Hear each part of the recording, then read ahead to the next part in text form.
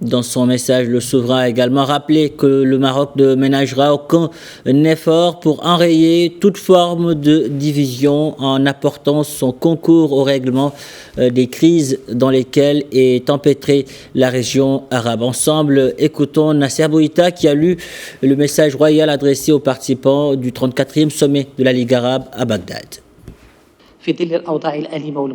Au vu de la situation douloureuse et déplorable qui sévit dans certains pays arabes frères, le Royaume du Maroc ne ménagera aucun effort pour enrayer toute forme de division en apportant son concours au règlement des crises dans lesquelles est empêtrée notre région arabe.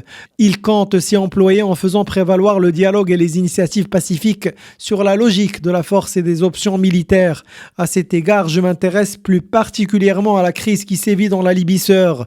Dès ses prémices, le Royaume du Maroc a souscrit activement aux efforts régionaux et internationaux engagés en direction des acteurs politiques locaux, en vue de créer une médiation et de faciliter un dénouement de la crise. S'agissant de la Syrie sœur, le Royaume du Maroc réaffirme sa position historique immuable, celle que nous avons exprimée auparavant dans la lettre adressée à notre frère, son Excellence le président Ahmed al-Shara, nous l'assurant de notre soutien au peuple syrien frère dans sa quête de liberté, de sécurité et de stabilité, ainsi que notre attachement à la préservation de la souveraineté nationale et de l'intégrité territoriale de la Syrie.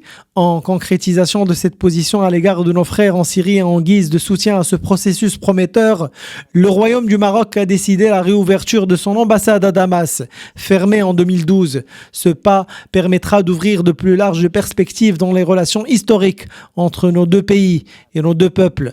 Par ailleurs, le Maroc suit avec une vive préoccupation les graves développements qui ont lieu dans certains pays arabes, comme le Yémen, le Soudan et le Liban.